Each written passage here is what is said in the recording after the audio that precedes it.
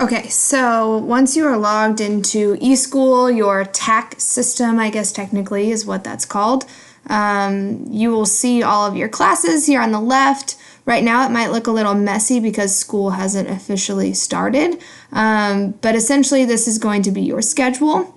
Typically there's going to be a notebook looking icon in this column where you can take attendance. If you click on that icon, it will automatically say that all of your students are here. So the best way to take attendance is to go up to the attendance tab up here, and you can do this in a variety of ways. I typically click on the list, and then you will have a list of your students' names. However, right now it is saying that I cannot take attendance because school is not in session. So typically you will have a list of all of your students' names, and there will be 3 columns. It'll say present, absent, or tardy. And if you control click on the top of the P, then it'll mark all present, and then you can go back and click individual absences or tardies. And if the student is gone for a school-related activity or their parent has called in, there's typically a little red circle next to there explaining to you where they are. So I wish I could show you this, but it's pretty self-explanatory on how to take attendance. And to get home, you press the home button, which, there we go. So you're back here. Another thing that you will need to know is how to write a referral. So in the interventions tab over here, you have classroom issues and classroom referrals. You will click on classroom or conduct referrals over here. What I would suggest is that you first type in a student's name, just in case you're like me and you maybe forget how it's spelled, or you don't have their student ID memorized. So you would type in a last name, a first name. I'm going to use a student I know well and who probably doesn't have a single referral. You would search their name, click on that, press OK, and then over here in the role you would click either witness, offender, or victim. Typically you're going to click offender if you are writing that for a specific student. Then you will go up here, it'll default to Battle High School. It'll be the date that is the current day, so unless you're writing this after the fact, that should stay correct. You'll type in a time, so it's 4:38 now. I'll just type that. And when you get to type, you have a variety of options down here. If you are not sure exactly which one to choose for that situation, I would just go with your gut instinct and then send the assistant principal or counselor on that case an email asking for their advice, and they can change that from that side if they want to. So let's just say horseplay. And then for location, typically, hopefully this doesn't happen often, but it's most likely to be in your classroom, or if there's a hallway, or just on school grounds in general, you can click that as well. So I'll just click classroom. And then over here, you'll give details about the situation, and I try to be detailed as possible, or as detailed as possible, but typically within a paragraph as well. Additional, wow, I can't spell that. Whatever. More info, wow, sorry, brain fart, can be sent to the assistant principal or counselor on the case. I typically do this if students have more of a background, if I have questions, if I feel the need to further explain something that isn't a lot of space. So that is helpful to know as well. Now, after you do this, you would click refer, which I'm not going to because this isn't real. You can also do a spell check, which obviously I might need help with. And then if you, for some reason, need to check a conduct referral list for other students, you don't have to fill all of this out. But if you're curious about your referral list, you can click that button as well. So typically you would click refer. If you need to change the name or something down here, obviously you can delete students, and you can add multiple students at a time as well if more than one student was involved. So that's how you would write a referral. No, I don't want to save the changes. Another thing you can do prior to writing a referral, or for other issues that might not be referral worthy but that you want to record, is you can go to interventions and click on classroom issues. So the screen looks a little bit different, but it's kind of the same idea. With the classroom issues, you would add the student, like I showed you on the referral list. And then you could add teacher actions as well if you would like. And that can, I think, also be altered by the assistant principal. But you would go up here and click type, classroom, or whatever. And you don't necessarily click issue is resolved in that moment, but maybe if it comes to a meeting or a discussion with the student, afterwards you can go back and click that. But this is a good way to record student behavior that may not be referral worthy in the moment, but say it's an ongoing smaller issue, you've talked to the student before, you've maybe mentioned it to the assistant principal and or the counselor or the parent.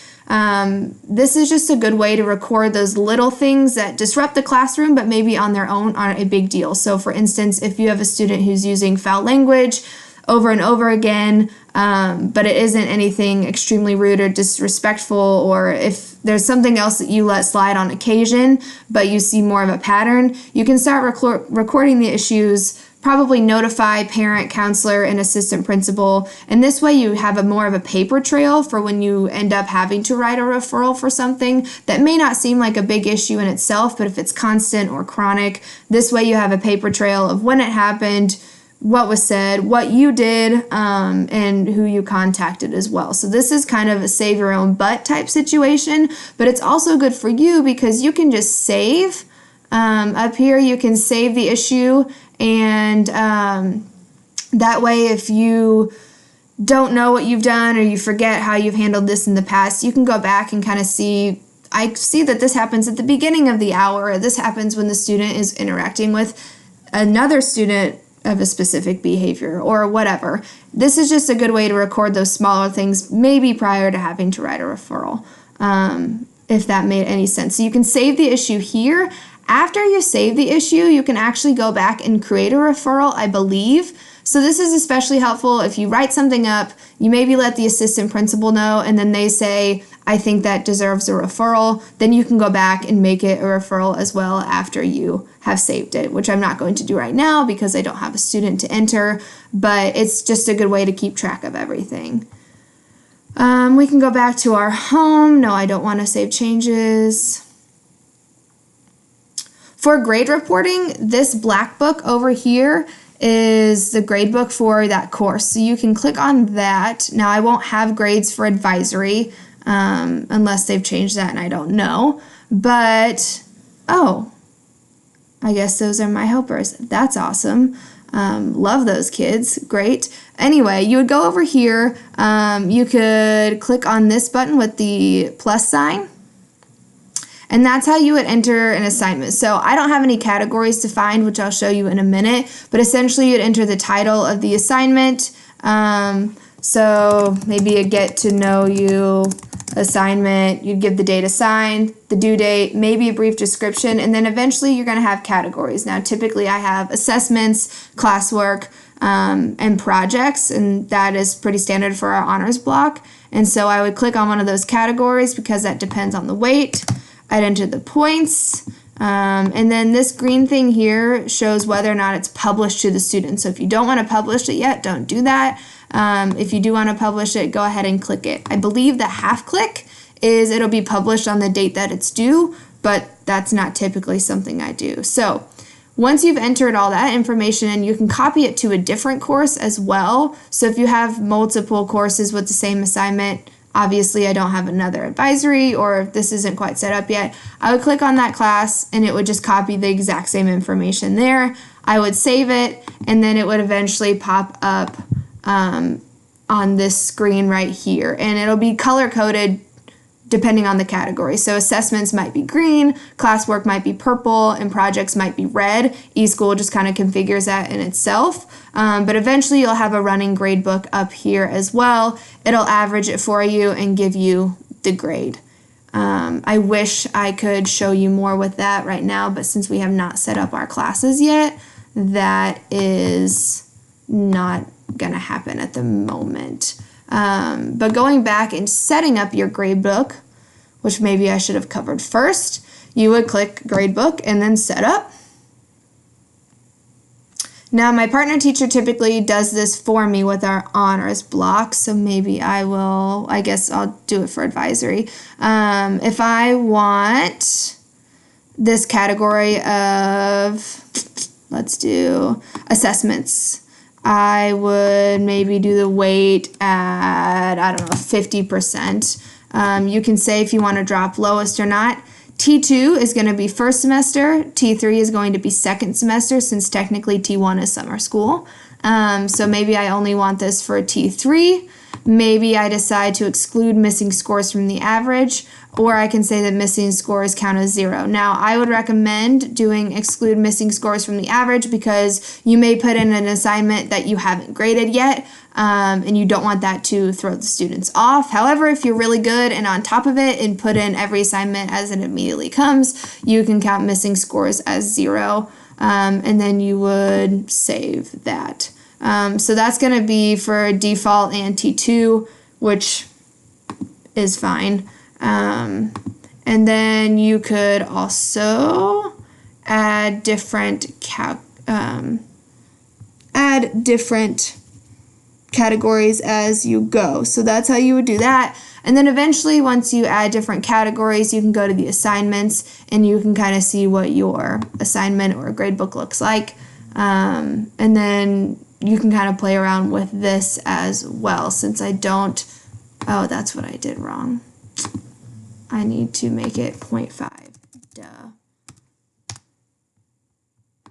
Save that. That is why it was being so weird. Okay. So 0.5, 50%, however you want to do that. And the counseling office can help you set this up as well. But essentially that is what you would do to add categories, add assignments, etc. You can copy assignments like I showed you. Grade reporting is going to be up here, which Lee Spence should be eventually telling you how to do that. We can't do anything right now. But interim progress, going to be IPRs, is going to happen a few times a semester, where you will send home progress reports. So you would enter it with IPRs, which has its own icon on the home screen as well. But once you have some grades entered there, it would show up. Obviously, I don't have grades right now, but it would say like midterm, and you can add comments. So you can say pleasure to have in class, which key essence is. You could say also maybe turn in more homework.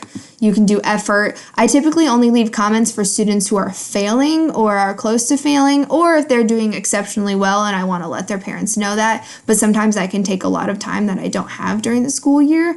But you would click this button to load from the gradebook. Obviously, I don't have grades to come in right now, but it would sync your grades exactly as they are from the gradebook. And that makes it pretty easy as well. So you can spell check technically. I don't know why you would need that. But then you can also save that. And Lee Spence will send out when IPRs are due, and you should be getting that calendar at the beginning of the year as well. I know this is a lot of information. So this is the IPR check mark. I'm probably going to get in trouble for putting that in already. Sorry, Lee. But this is the IPR icon for all classes. Now, this is the report card information for all classes, and that is only going to be at the end of the semester, and it's a similar setup where you will link grades, and then you can add comments on that as well. So I always like to double check the link with my grade book just to make sure everything was synced correctly. But if you have everything set up, it should be good to go. Something else that is going to be helpful to know is class management. So you can put calendars and stuff on here. I don't really mess with that, but you're welcome to look around.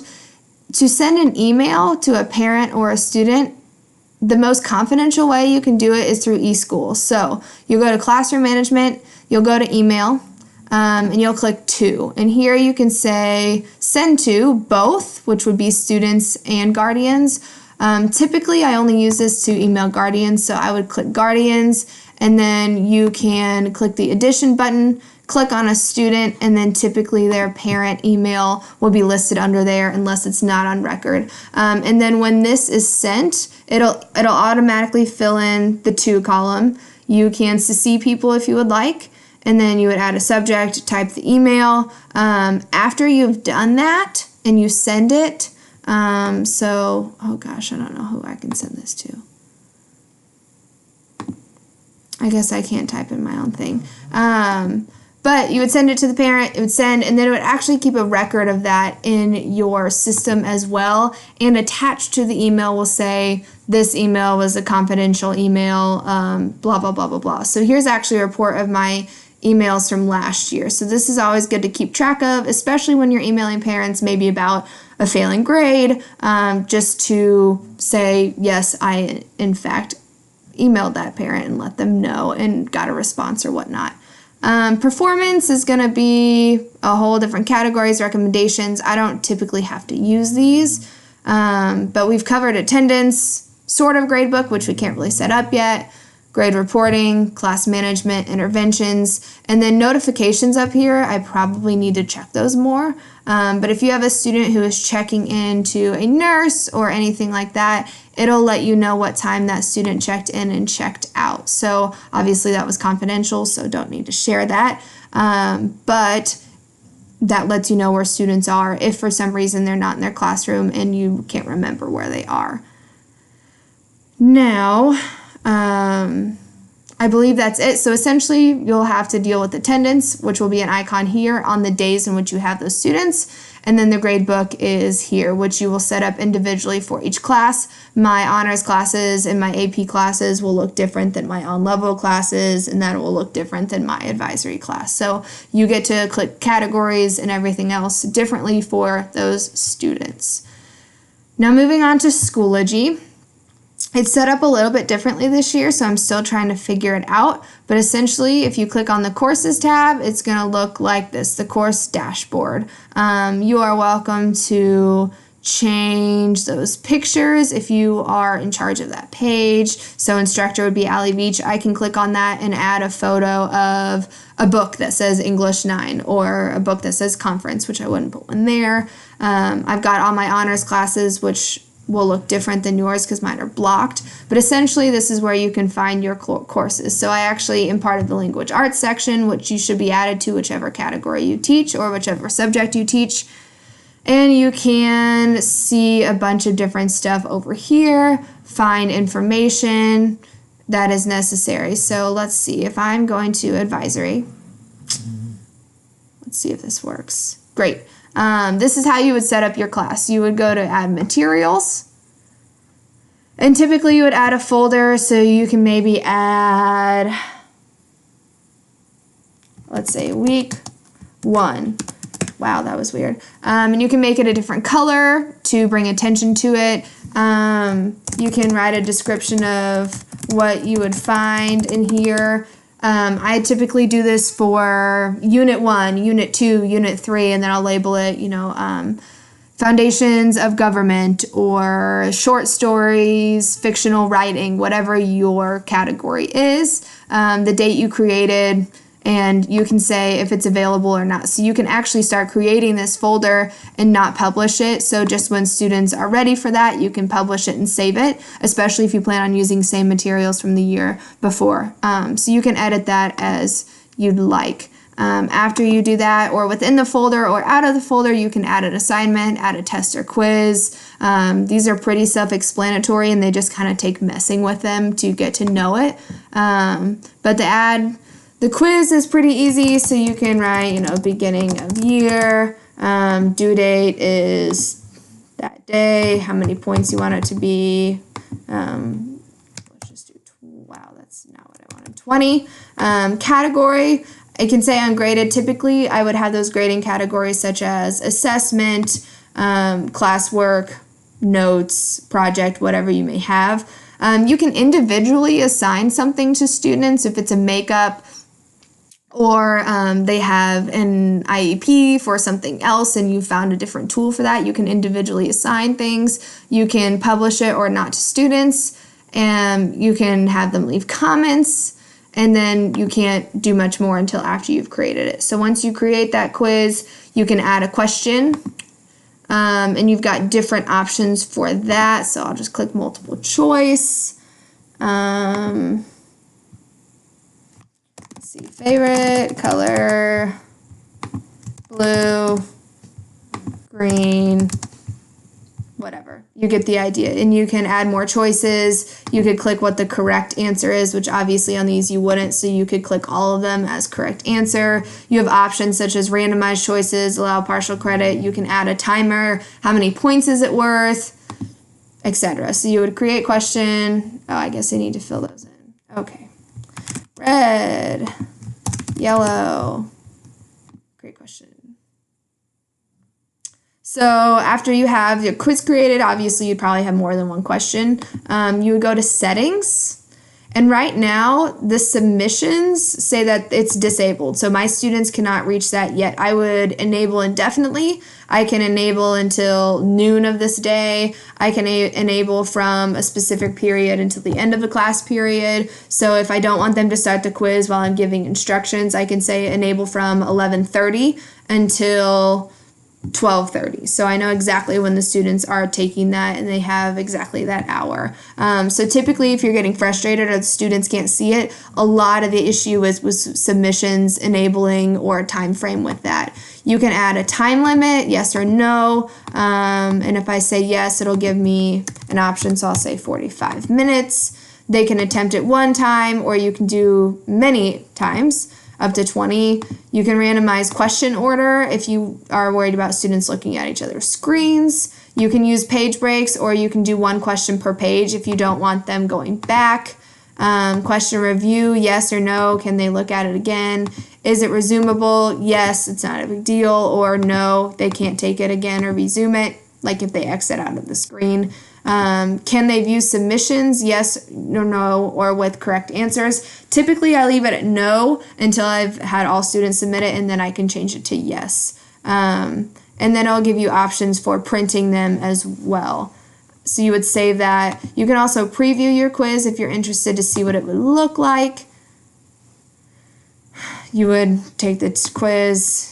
You could also see results pretty quickly. So if one student has finished, you can see their results. If 3 students have finished, you can see those results. And then you can look at their number of attempts as well. Everything else on Schoology is going to be kind of just playing with it and figuring it out. Hopefully you get a little bit more instruction, but hopefully you're added to the staff page as well, whatever subject you're teaching. If you are in charge of a group on here, you can have access to that as well. We've got resources.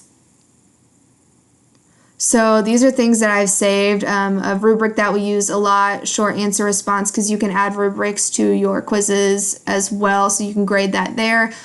We've saved a couple of our classes that we can archive, so we can go back and look at that. And then tools would be assessment report. I've never really used that. But you can also, and I don't know if it's going to allow me to do this, if you see this button down here, eSchool Plus, this is where you would sync your gradebook from here with eSchool, which again is a whole different lesson. But you would essentially, if you're grading assignments in Schoology, if you're putting grades into Schoology, and it's the same category, same weight as eSchool, you would want to make sure of that.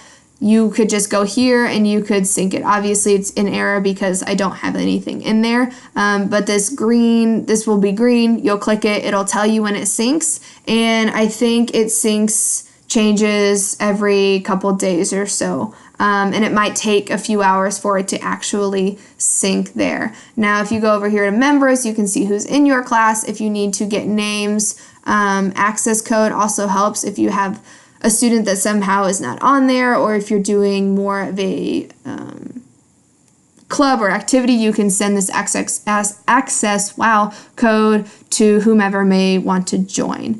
Other than that, you can go home and you can see what other people are posting. People can ask questions, get additional resources. I can see the assignments I have. I can actually add a calendar over here as well for students to see, which you can do up here. You can obviously customize your profile. So I've got sort of outdated photo, a little bit of information, my email, who I'm friends with, which so you can have connections over there. It functions similarly to Facebook, if you're familiar with that, just in an academic way. Beyond that, a lot of it is just playing with it and learning it and asking for help. So if you need anything else, don't hesitate to ask Carolyn or Jamie in the Media Center, or Lee Spence is pretty good with eSchool, or any experienced teachers that you may be friends with, even at lunch or anything else like that. Obviously, you're welcome to reach out to me as well. I know that was a lot of information between eSchool or TAC and Schoology. I'd also recommend you add these to your bar up here. Obviously, I've got work and then non-work, and a blog, so I guess that's work, about going back to school. So that's as much as I can do for you right now, I believe, but hopefully I will cover all of this with you during our time together. Anything else, I would honestly just keep trying, keep playing with it, ask teachers who have been around for a few years, and it gets a lot easier as you go. But obviously you'll need attendance, gradebook, and interventions for the first couple weeks of school. Hopefully not as much intervention, but it's good to know where that is. So good luck with everything, and I hope this was more helpful than confusing.